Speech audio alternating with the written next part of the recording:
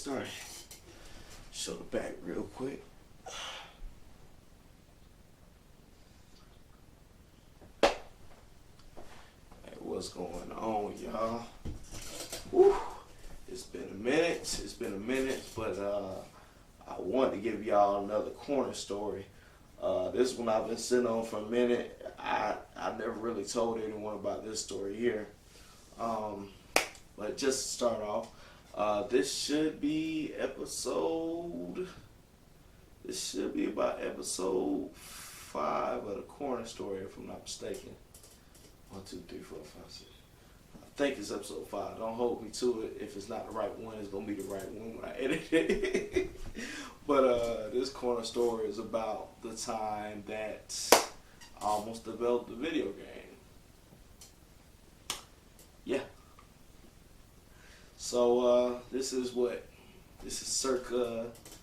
circa 2008, 2007, somewhere around there, or whatever. You know, if a lot of people didn't know, I'm a certified nerd.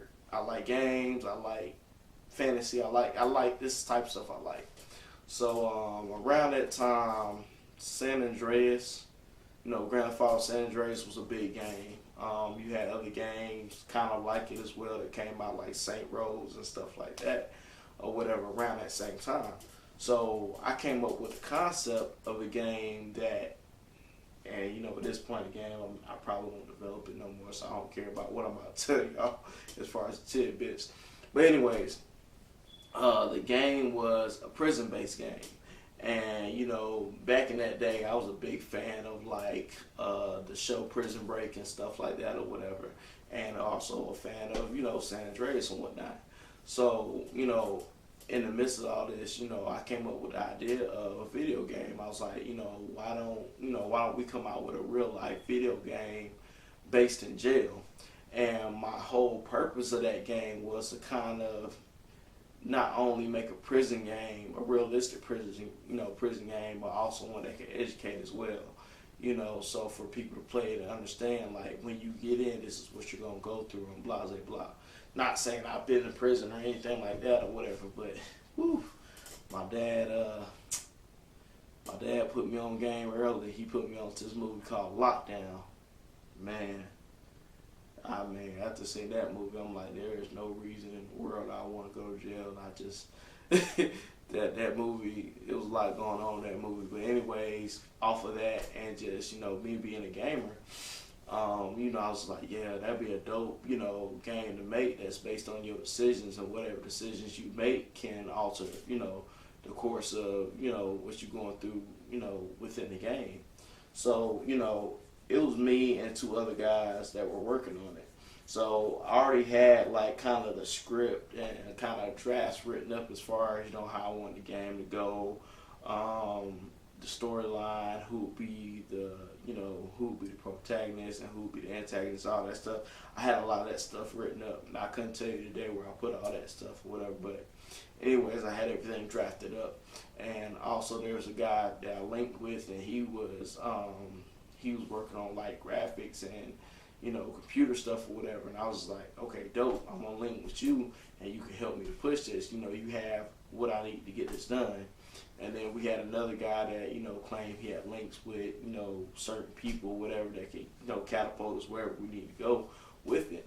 So, for me, I had to drive to get the game out there. I was ready to do it. And, it's just, the deeper we got into it, the more everybody pulled away.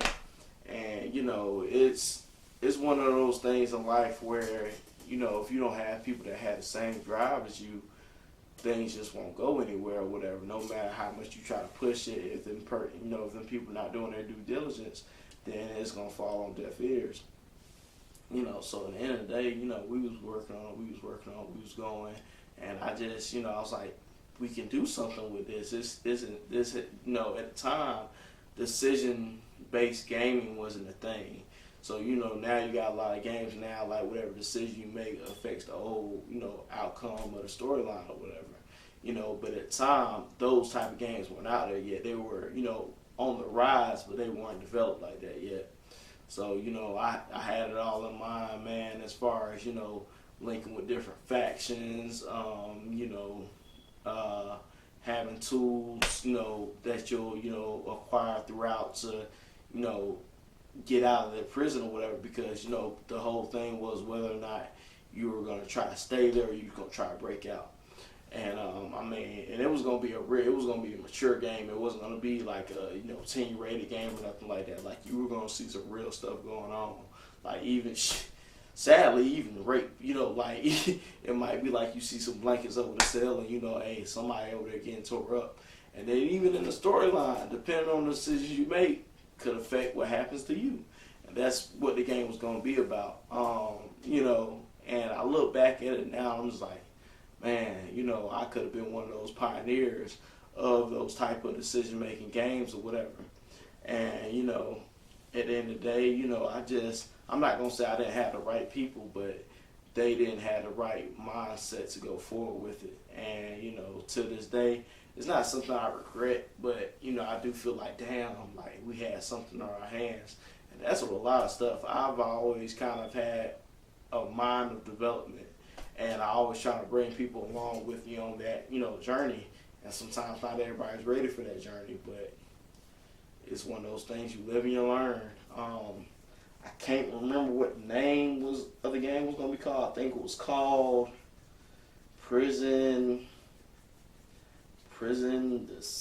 Prison Decisions.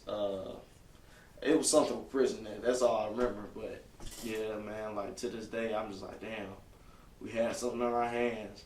And to this day, I don't even really talk to those guys no more. I remember them and all that, but I don't even know what they're doing in their lives now. But I felt like we had something, damn near genius on our hands. But here we are. But with that being said, I just wrapped up an interview not too long ago, and if I want to give anybody advice, my advice is, if you can't walk it with people, walk it alone. The people will come. People that share your drive, people that share your hunger, those people will come into your life or whatever. You just got to continue to push forward. Because at the end of the day, you can't expect everybody to be on the same level that you are. If people aren't where you are now, you just got to be able to move forward, and you got to be okay with that. Some people in your life for a season. Sad, but some people in your life for a season. I've had people I thought was going to rob me to the end, and here I am now. So, you just got to do what you can do to further yourself, whether or not people want to further with you. People have their own destinies and have their own callings, upon them. So people going to do what they want to do. But when you find someone that got the same love for something that you have, there's nothing you can't do. Like I said, I had so many ideas, that I see people doing now. I'm like, damn, I had that same idea. And because I didn't push hard enough, nothing ever became of it. Because I try to depend on other people, and you can't depend on other people all the time. You got to find somebody just as hungry as you that want to eat, that want to strive, that want to push through. But that I thought it was going to be a lot longer than what it was, but it is what it is, I put out this content, hope y'all watch it, hope y'all enjoy it, and I'm going to have something better for you than this one. Something a little more juicy if I can, so y'all stay tuned. If y'all didn't see, I am rocking Soundtrack to My Life merch. I got in touch with Distinguished Legacy the other day because he just dropped some new merch products. And now the only color they had was mint green, which I'm fine with. I don't wear mint, but I'm wearing mint today, and my thing is, this shit don't look bad on me. Actually, mint, I didn't know mint was a color, but for me, but I'm wearing it, it's looking decent. But I just wanted to give, Distinguished Legacy and Soundtrack to My Life shout out for it, because I actually love the shirt, I love the color. It's something new, and I'm always, and y'all know since day one, I've always been willing to support black businesses. That's just been me, or whatever. Of course I support any business or whatever. I support who support me. And, both Distinguished Legacy and Soundtrack to My Life has always supported me. And what I do as far as dropping these podcasts, dropping these interviews, dropping these stories, they've always been big supporters, because sometimes it's not all about monetary support. Sometimes you just need people to have you back and, get your content out there or whatever. So I appreciate them for it. I figure I put my foot forward and cop some of the merch. So that's what I'm doing.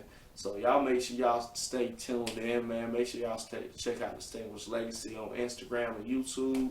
Check out his show, Soundtrack to My Life. It's a dope show. Hopefully I get to be on there sooner or later. We'll see, you know, because it is what it is, man. But people support people. That's all that's all I'm really gauging at, man. But for sure, you know, like I told y'all before, I started this thing to build people, not only myself, but to build others. I wanted a bunch of no names to get a name. I wanted to be a no name and become a name.